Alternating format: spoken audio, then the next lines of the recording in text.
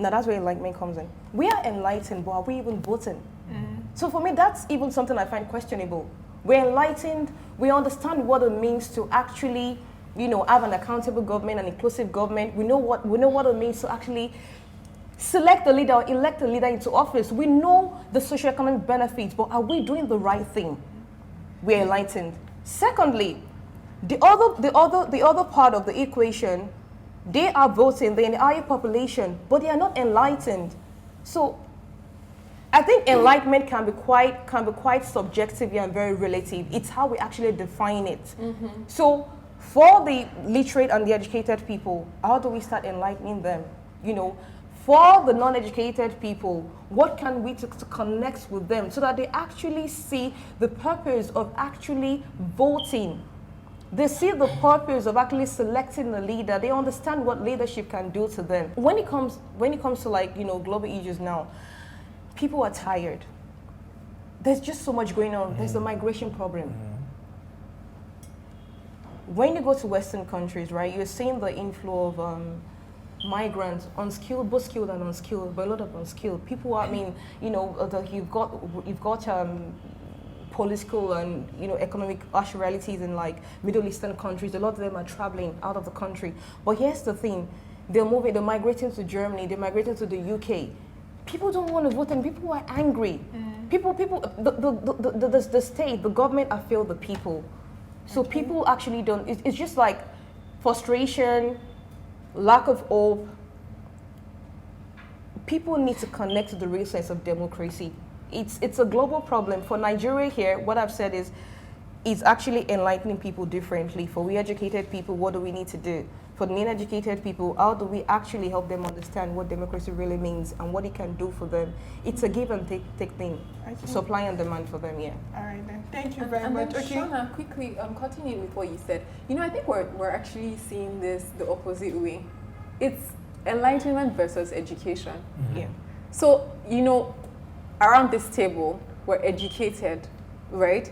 But then we're assuming that the average person, the random members of the public, people who probably don't have a formal education, because they're the ones who throng those voter queues. And we're assuming that they are not enlightened. It's what they are enlightened, but is it the right enlightenment or the wrong enlightenment? That's the same thing. Compare somebody who actually took that time, who is not as educated as I am, but knew that I could get this out of doing this and stayed on that queue to cast that vote, and I, who is educated but didn't go to vote. So enlightenment is, I think it goes different ways. Not everybody who is supposedly educated truly is actually enlightened. I agree with about the effect of their participation in the scheme of things. A lot of people are, touting cards, and a lot of voting for this election, I think, happened on social media. But how many of those people actually made it to the polls?